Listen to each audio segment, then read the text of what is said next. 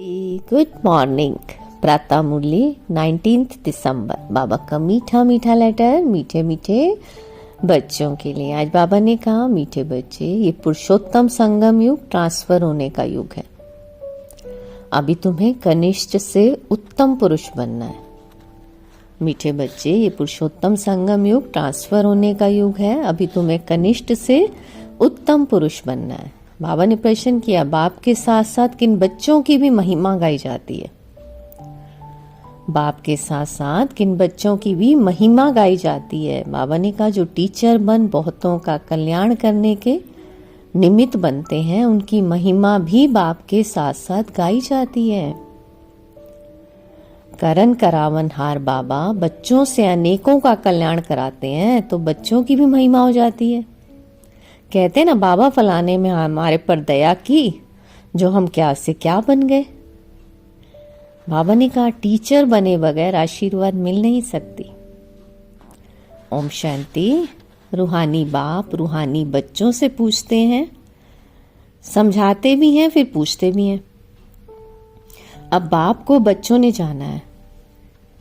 बाप को बच्चों ने जाना है। फल कोई सर्वव्यापी भी कहते हैं, परंतु उनके पहले बाप को पहचानना तो चाहिए ना, बाप कौन है। पहचान कर फिर कहना चाहिए कि बाप का निवास स्थान कहाँ है। अब बाप को जानते ही नहीं तो उनके निवास स्थान का पता कैसे पड़े? फिर कह देते हैं, वह तो नाम रूप से न्यारा है, गोया है ही नहीं। तो जो चीज है ही नहीं, उसके रहने के स्थान का भी कैसे विचार किया जाए? ये अभी तुम बच्चे जानते हो। बाप ने पहले पहले तो अपनी पहचान दी है, फिर रहने का स्थान समझाया जाता है। बाप कहते हैं, मैं तुमको इस रथ द्वारा पहचान देने आया हूँ। मैं तुम सबका बाप हूँ, जिसको परम पिता कहा जाता है। आत्मा को भी कोई नहीं जानते। बाप का नाम रूप देश काल नहीं है, तो फिर बच्चों का कहाँ से आए? अब बाप ही नाम रूप से न्यारा है, तो बच्चे कहाँ से आए? बच्चे हैं तो जरूर बाप भी है, तो सिद्ध होता है वह नाम रूप से न्यारा नहीं है। बच्चों का भी नाम रूप है, भल कितना भी सूक्ष्म हो। आकाश सूक्ष्म है तो भी नाम तो है ना आकाश। जैसे ये पोलार सूक्ष्म है, वैसे बाप भी बहुत सूक्ष्म है। बच्चे वर्णन करते हैं, वंडरफुल सितारा है जो इनमें प्रवेश करते हैं, जिसको आत्मा कहते हैं।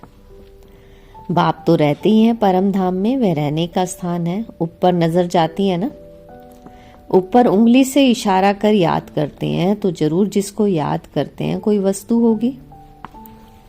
परम पिता परमात्मा कहते तो है ना, फिर भी नाम रूप से न्यारा कहना, इसे अज्ञान कहा जाता है। बाप को जानना, इसे ज्ञान कहा जाता है। और ये भी तुम समझते हो, हम पहले अज्ञानी थे, बाप को नहीं जानते थे, तो अपने को भी नहीं जानते थे। बाप को नहीं जानते थे और अपने को भी नहीं जानते थे। अब समझते हो ना, हम आत्मा है। हम आत्मा है, ना कि शरीर। तो आत्मा को अविनाशी कहा जाता है, तो जरूर कोई चीज है ना। अविनाशी कोई नाम नहीं है। अविनाशी अर्थात जो विनाश को नहीं पाती, तो जरूर कोई वस्तु है। तो बच्चों को अच्छी रीति समझाया गया है। मीठे मीठे बच्चों, जिनको बच्चे बच्चे कहते हैं, वह आत्माएं अविनाशी हैं। और ये आत्माओं का बाप परम पिता परमात्मा बैठ समझाते हैं। ये खेल एक ही बार होता है, जबकि बाप आकर बच्चों को अपना परिचय देते हैं। मैं भी पाठधारी हूँ, कैसे पाठ बजाता हूँ ये भी तुम्हारी बुद्धि में है ना। पुरानी अर्थात पतित आत्मा को नया पावन बनाते हैं, तो फिर शरीर भी तुम्हारे वहां गुलगुल होते हैं। ये तो बुद्धि में है ना। तो अभी तुम बाबा बाबा कहते हो, ये पाठ चल रहा है ना। आत्मा कहती है बाबा आया हुआ है हम बच्चों को शांति धाम घर ले जाने के लिए। और शांति धाम के बाद है ही सुख धाम।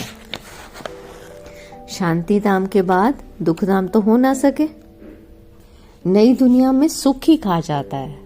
बाबा ने कहा, ये देवी देवताएं अगर चैतन्य हो और इनसे कोई पूछे आप कहाँ के रहने वाले हो, तो कहेंगे हम स्वर्ग के रहने वाले हैं। अब ये जड़ मूर्ति तो नहीं कह सकते ना, पर तुम तो कह सकते हो ना, हम असुल स्वर्ग में रहने वाले देवी देवता थे। फिर 84 का चक्र लगाए, अब हम संगम पर आए हैं। तो ये ट्रांसफर होने का पुरुषोत्तम संगम युग है और बच्चे जानते हैं हम बहुत उत्तम पुरुष बनते हैं। हम हर 5000 वर्ष के बाद सतो प्रधान बनते हैं और सतो प्रधान भी नंबरवार कहेंगे।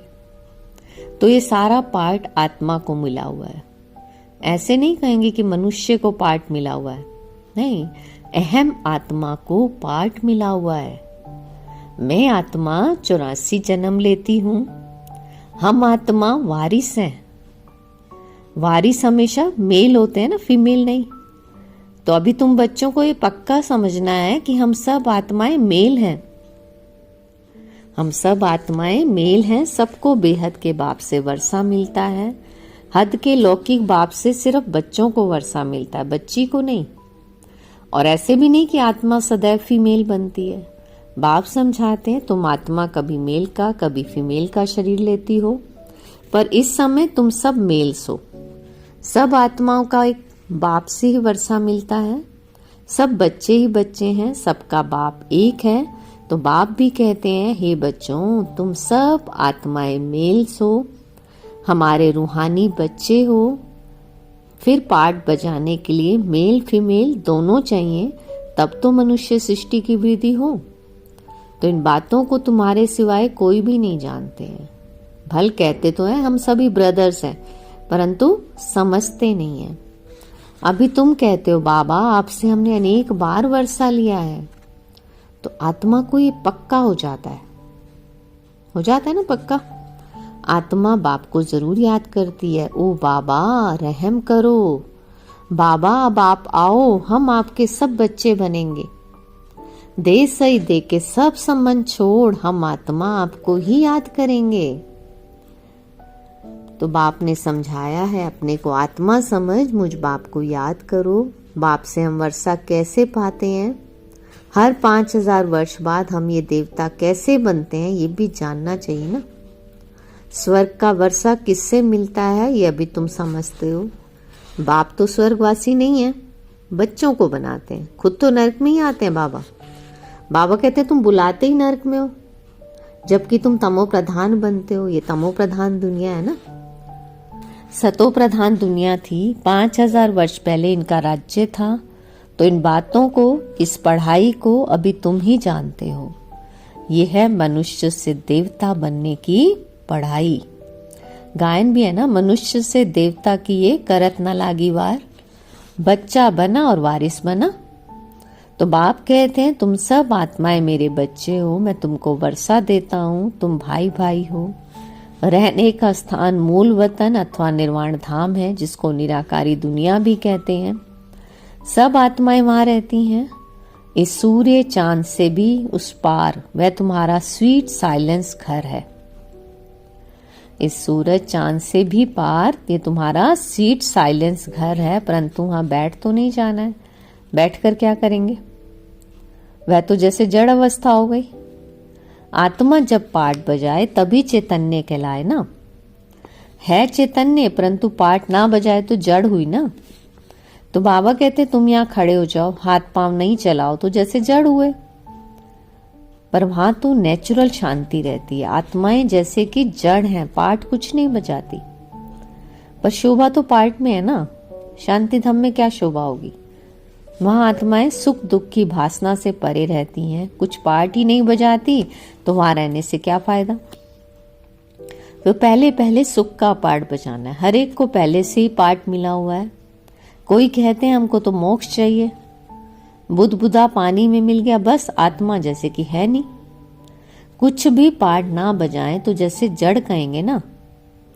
चैतन्य होते हुए जड़ होकर पड़ा रहे तो क्या फायदा। पाठ तो सबको बजाना ही है। तो बाबा ने कहा मुख्य हीरो हीरोइन का पाठ कहा जाता है और तुम बच्चों को ही हीरो हीरोइन का टाइटल मिलता है। आत्मा यहाँ पाठ बजाती है, पहले सुख का राज्य करती है, फिर रावण के दुख के राज्य में जाती है। तो अब आप कहते हैं तुम बच्चे सबको ये पैगाम दो। बाबा कहते हैं टीचर बन, औरों को समझाओ। जो टीचर नहीं बनते ना उनका पद कम होगा। टीचर बने बगैर किसी को आशीर्वाद कैसे मिलेगी। किसको पैसा देंगे तो उनको खुशी होगी ना। अंदर में समझते हैं बीके हमारे ऊपर बहुत दया करती हैं, जो हमको क्या से क्या बना देते हैं। यूं तो महिमा एक बाप की ही करते हैं। वाह बाबा, आप इन बच्चों द्वारा हमारा कितना कल्याण करते हो। तो कोई द्वारा तो होता है ना। बाप करन करावनहार है तो तुम्हारे द्वारा कराते हैं, तुम्हारा कल्याण होता है तो तुम फिर औरों को कलम लगाते हो। जैसे जैसे जो सर्विस करते हैं उतना ऊंच पद पाते हैं। बाबा ने कहा राजा बनना है तो प्रजा भी बनानी है। फिर जो अच्छे नंबर में आते हैं वह भी राजा बनते हैं, माला बनती है ना। तो अपने से पूछना चाहिए हम माला में कौन सा नंबर लेंगे, हम माला में कौन सा नंबर बनेंगे। 9 रतन मुख्य है ना, और बीच में है हीरा बनाने वाला, तो हीरे को बीच में रखते हैं। माला में ऊपर फूल भी है ना। अंत में तुमको पता पड़ेगा कौन से मुख्य दाने बनते हैं जो डिनाइस्टी में आएंगे। पिछाड़ी में तुमको सब साक्षात्कार होगा जरूर, देखेंगे कैसे ये सब सजाएं खाते हैं। शुरू में दिव्य दृष्टि में तुम सूक्ष्म वतन में देखते थे, ये भी गुप्त है। आत्मा सजाएं कहाँ खाती है, ये भी ड्रामा में पार्ट है। गर्भ जेल में सजाएं मिलती हैं। जेल में धर्मराज को देखते हैं, फिर कहते हैं बाहर निकालो। बीमारियां आदि होती हैं, वह भी कर्म का हिसाब है ना। ये सब समझने की बातें हैं। बाप तो जरूर राइट ही सुनाएंगे ना।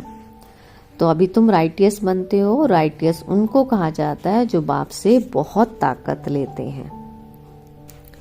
बाबा ने कहा तुम विश्व के मालिक बनते हो ना, तो कितनी ताकत रहती है। हंगामे आदि की कोई बात नहीं, ताकत कम है तो कितने हंगामे हो जाते हैं। तो अभी तुम बच्चों को ताकत मिलती है आधा कल्प के लिए, फिर भी नंबरवार पुरुषार्थ अनुसार एक जैसी ताकत नहीं पा सकते, ना एक जैसा पद पा सकते हैं। तो ये भी पहले से नूंद है, ड्रामा में अनादि नूंद है। कोई पिछाड़ी में आते हैं, 1-2 जन्म लिया और शरीर छोड़ा। जैसे दिवाली पर मच्छर होते हैं ना, रात को जन्म लेते हैं, सुबह को मर जाते हैं। वह तो अनगिनत होते हैं, लेकिन मनुष्य की तो फिर भी गिनती होती है ना। पहले पहले जो आत्माएं आती हैं उनकी आयु कितनी बड़ी होती है। तो बाबा कहते हैं तुम बच्चों को कितनी खुशी होनी चाहिए, हम बड़ी आयु वाले बनेंगे। तुम बच्चों को खुशी होनी चाहिए, हम बहुत बड़ी आयु वाले बनेंगे। तुम फुल पार्ट बजाते हो। बाप तुमको ही समझाते हैं कि तुम कैसे फुल पार्ट बजाते हो। पढ़ाई अनुसार ऊपर से आते हो पार्ट बजाने, तो तुम्हारी ये पढ़ाई है ही नहीं दुनिया के लिए। बाप कहते हैं अनेक बार तुमको पढ़ाता हूँ, ये पढ़ाई अविनाशी हो जाती है। आधा कल्प तुम प्रारब्ध पाते हो, और उस विनाशी पढ़ाई से सुख भी अल्पकाल के लिए मिलता है। अभी कोई बैरिस्टर बनता है, फिर कल्प बाद बैरिस्टर बनेगा। तो ये भी तुम जानते हो, जो भी सबका पार्ट है वही पार्ट कल्प कल्प बचता रहेगा। देवता हो या शूद्र हो, हर एक का पार्ट वही बचता है जो कल्प कल्प बचता है। उसमें कोई फर्क नहीं हो सकता। हर एक अपना पार्ट बजाते रहते हैं। तो ये सारा बना बनाया खेल है। फिर पूछते हैं पुरुषार्थ बड़ा या प्रारब्ध बड़ी। अब पुरुषार्थ बगैर तो प्रारब्ध मिलती नहीं, पुरुषार्थ से प्रारब्ध मिलती है ना, वो भी ड्रामा अनुसार। तो सारा बोझ ड्रामा पर आ जाता है। पुरुषार्थ कोई करते हैं, कोई नहीं करते हैं। आते भी हैं फिर भी पुरुषार्थ नहीं करते, तो प्रारब्ध नहीं मिलती। सारी दुनिया में जो भी एक्ट चलती है सारा बना बनाया ड्रामा है।